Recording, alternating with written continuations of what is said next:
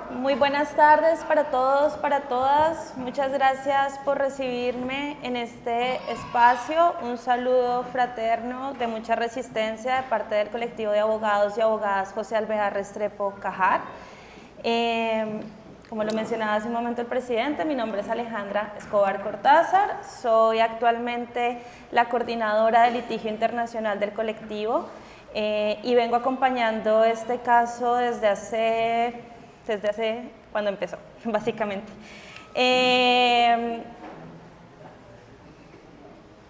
Creo que quiero empezar por decirles que no les traigo buenas noticias el día de hoy en relación al caso.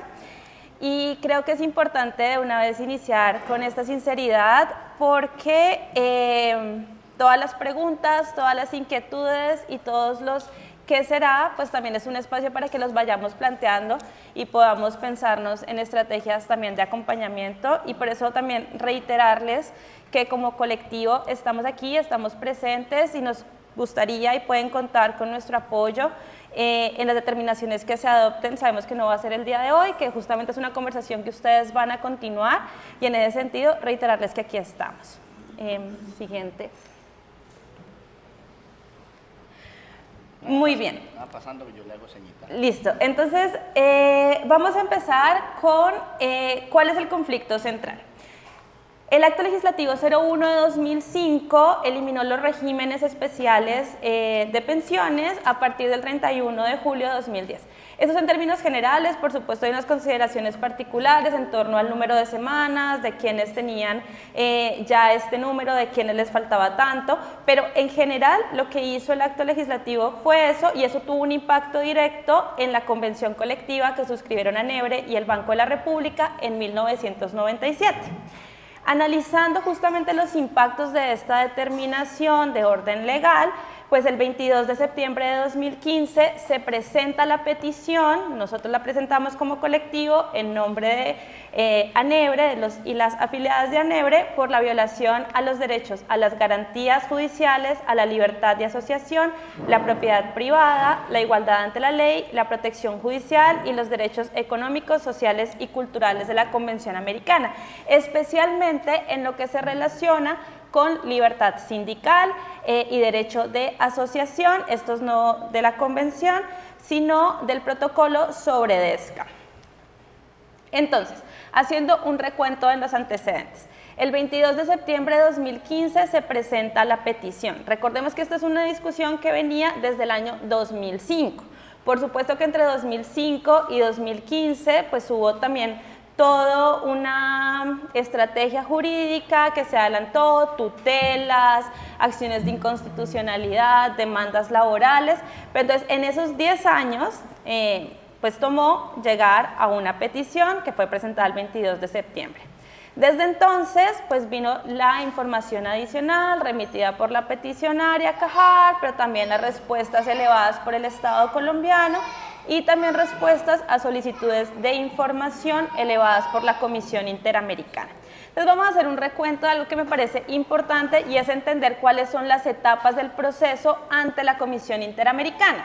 Entonces, después de la petición, de la presentación de una denuncia, si se quiere, ante la Comisión Interamericana, empieza un trámite inicial, que es en el que la Comisión analiza si, digamos, tiene unas personas incluidas la petición, si se establecieron cuáles eran unos hechos, pero ahí no se hace ningún análisis de derecho, es un análisis totalmente de forma. Después de esta primera etapa, que es la etapa de trámite, empieza la etapa de admisibilidad. La etapa de admisibilidad también se revisan unos requisitos, pero estos sí ya con base en la Convención Americana.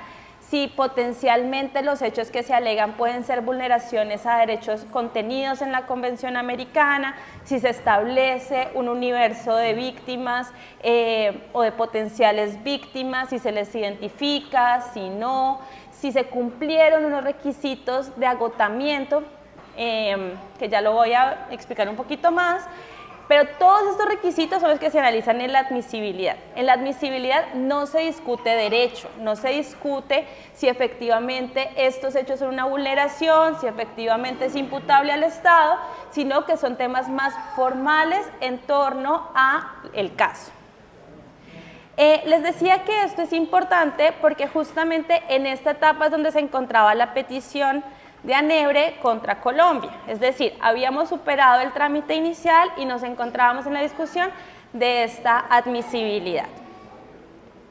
Siguiente. Entonces, lo que nosotros alegábamos es que, en efecto, en el presente caso hay una vulneración a los derechos pensionales y que en Colombia no existen en lo interno unos recursos judiciales que sean efectivos para proteger esos derechos ante la adopción del Acto Legislativo 01 de 2005.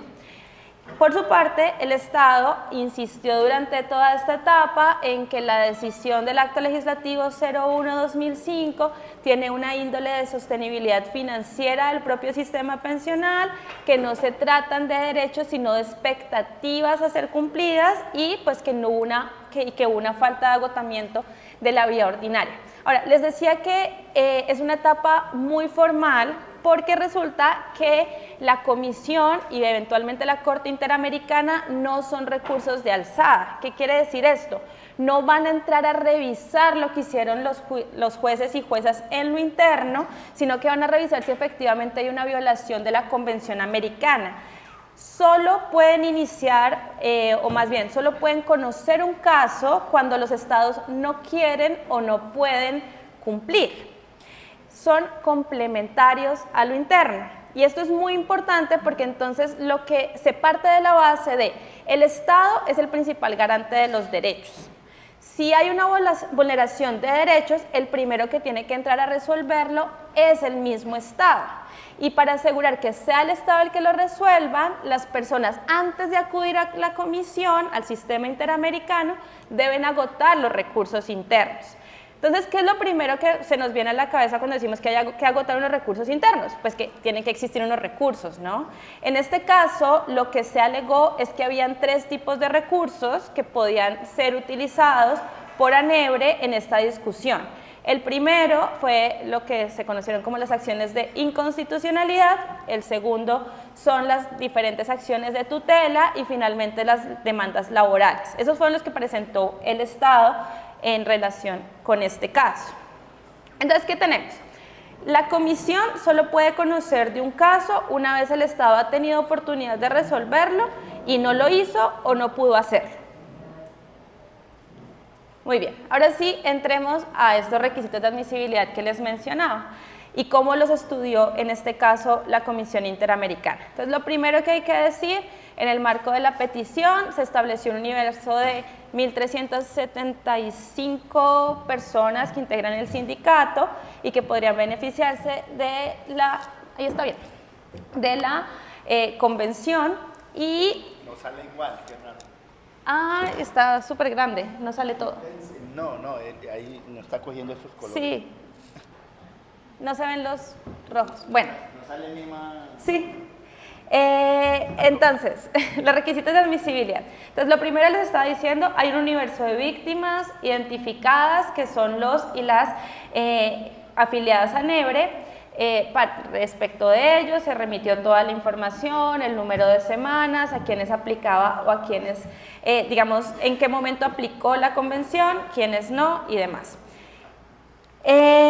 Esto fue subsanado porque el Estado justamente insistía en que tenía que remitirse información de cada una de las personas. Eso es una discusión muy procesalista, pero pues desde nuestro punto de vista había que cumplir más con unos requisitos que con una identificación, si se quiere, de cédula, de teléfono, de dirección. Y son personas que están afiliadas a ANEBRE, que se ven, por supuesto, afectadas con este acto legislativo. La segunda, que también fue un tema en discusión, es la duplicidad de procesos. El Estado planteaba que en tanto ANEBRE había acudido a la OIT en su momento, no podía la comisión entrar a conocer porque se trataba de los mismos hechos, las mismas pretensiones, y esto finalmente la comisión no lo acepta porque insistimos en que los enfoques de la Comisión Interamericana y el enfoque de la OIT y también la obligatoriedad de las recomendaciones de ambos organismos pues es diferente, entonces eso también fue rechazado y se digamos, pudo ser admisible en ese punto. Sin embargo, en los 3 que no me aparecen justamente es en los que la comisión estableció que no se había dado cumplimiento a esos requisitos para la admisibilidad y que por ello declaró inadmisible la petición. El primero, y ya se los iba avanzando, es el agotamiento de recursos internos. Entonces tenemos un universo muy grande, 1.375 personas alrededor. El primer gran filtro que utiliza la comisión, es decir, la mayor parte de estas personas no inició ningún proceso, es decir, no le dio al Estado la oportunidad de defenderse. ¿Señor? Exactamente. Exactamente, entonces de esos 1.370 y algo, lo reduce a un universo de 46 personas que iniciaron algún tipo de proceso, bien sea la acción de inconstitucionalidad, bien sea la tutela o bien sean las demandas laborales. La otra y el otro requisito para la admisibilidad que es importante es que la petición debe interponerse dentro de los 6 meses siguientes a la decisión que cerró ese agotamiento de recursos internos. Entonces tenemos que habían unas acciones de inconstitucionalidad que fueron presentadas en 2008. Había unas acciones de tutela que habían sido decididas también entre 2008, 2014 alrededor, 2015 incluso, febrero de 2015, y esto a lo que terminó llevando es que redujo aún más el universo de las personas que podían ser consideradas víctimas. Ahora tenemos quienes habían demandado de alguna manera, pero además quienes todavía estaban en los 6 meses desde la última decisión hasta la interposición, que como les dije fue en septiembre de 2015, y esto fue determinante para que el universo de víctimas pues quedara en 3, alrededor de 3 que pudieran ser eventualmente conocidas. Sin embargo, espérame un segundo.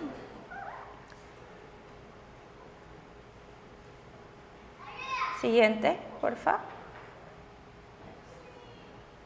Bueno, 1.392, me corrijo. Ahora sí, entonces aquí estamos, en agotamiento de recursos internos y no se ve nada.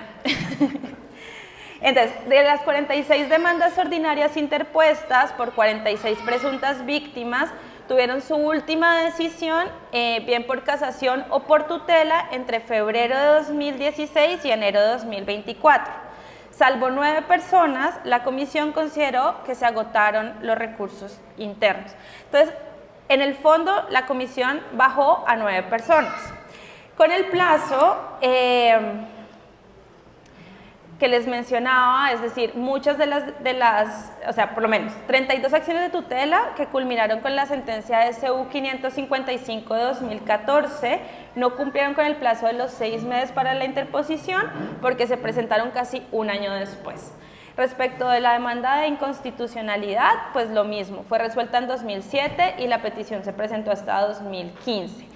Y esto significa pues que hay un universo de víctimas que ya no puede acceder. Ahora, eso es en términos generales, porque el universo de víctimas que nosotros teníamos muy grande, pues poco a poco se fue decantando hasta que la comisión pues lo reduce. Y finalmente lo que dice la comisión es que no considera que en este caso haya una potencial vulneración a derechos humanos. En principio, adoptando una de las tesis del Estado, que es que hasta ese punto no se trataba de un derecho ganado que pudiera ser vulnerado, sino de unas expectativas. Ellos lo tratan como meras expectativas que se ponen en una balanza en relación con los fines legítimos del Estado, como son la sostenibilidad financiera.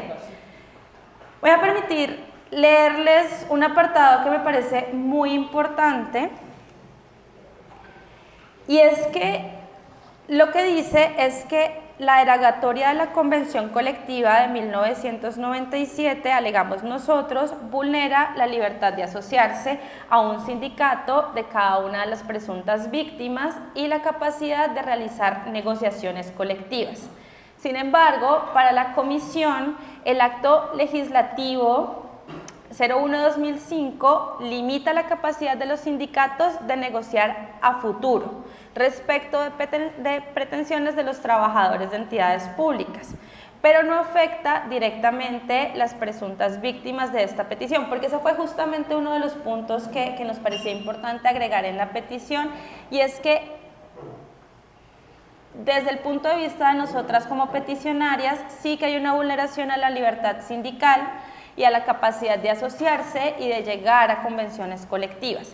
La Comisión dice, en efecto, esto puede limitar, o sea, el acto legislativo 01 limita la capacidad de llegar a convenciones colectivas y de negociar, pero lo hace a futuro, no respecto de las personas que en ese momento estaban alegando el derecho, sino, por ejemplo, en una nueva negociación colectiva o en cómo los sindicatos hoy pueden acercarse a negociar con el Estado colombiano.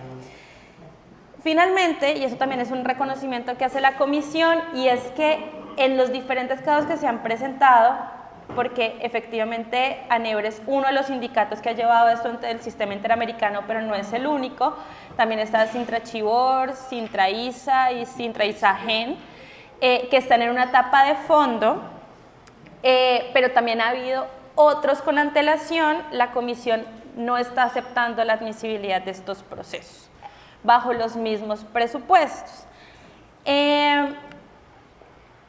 Creo que es importante también que ustedes conozcan, la Comisión es un órgano colegiado que se renueva entre cada 4 y cada 8 años. Los y las comisionadas son elegidas por la Secretaría General de la Organización de Estados Americanos por postulaciones de los estados.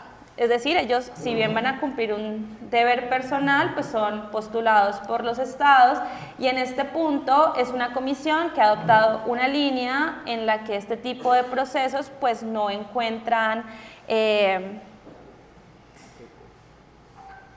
cimiento, es decir, es una comisión que quizás no le ha dado la prioridad que debería darle. No quiere decir esto que no sea importante los derechos laborales y sindicales para la comisión, pero quizás este tipo de casos no son cercanos a ellos y a ellas, y por lo mismo pues es una decisión que seguramente no se va a limitar a este caso, sino que también puede impactar a otros procesos, pues porque se van estableciendo líneas jurídicas dentro de los organismos colegiados.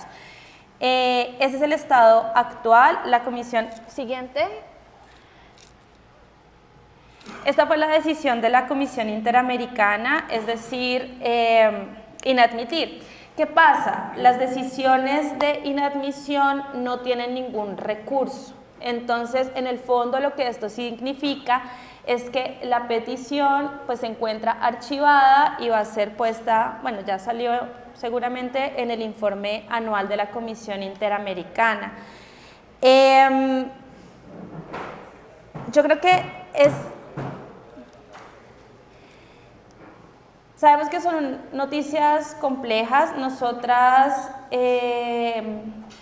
sabemos de estos otros procesos que les mencionaban, que van en una fase posterior, que lograron superar la admisibilidad. Eventualmente una decisión en esos casos facilitaría la adopción de garantías de no repetición, incluso adecuaciones normativas que puedan impactar favorablemente a los demás sindicatos que se vieron afectados por el acto 01 del 05. Y en ese sentido, algo que sí podríamos considerar es la posibilidad de realizar amicicicurie ante esos otros procesos para insistir en la importancia y en los impactos de este acto legislativo respecto a la libertad sindical. Otro punto que sería importante, y atendiendo también a este gobierno progresista y a lo que pueda venir a futuro, es retomar esas recomendaciones realizadas por la OIT sobre estos mismos hechos, y que le reconocían pues justamente la importancia de revocar estas determinaciones, y pues buscar otras alternativas de incidencia en lo nacional. Desafortunadamente en este tipo de procesos, es decir, cuando se establece la inadmisibilidad de un proceso, no es posible volver a llevar una petición por los mismos hechos ante la Comisión Interamericana, porque eso sí que generaría litispendencia. Entonces, yo creo que lo primero es expresarles nuestra solidaridad. Entendemos que había unas expectativas muy altas, sabíamos que era también un proceso difícil, lo conversamos varias veces en su momento, pero sabemos pues que esta es una noticia muy difícil y nuevamente nos ponemos a disposición de ustedes, no solamente para responder a las preguntas que puedan tener, sino también para ver cómo podemos apoyar y, insisto, aquí estamos también a lo que ustedes nos mandaten, compañeros y compañeras. ¿Este es mejor? ¿Este es peor?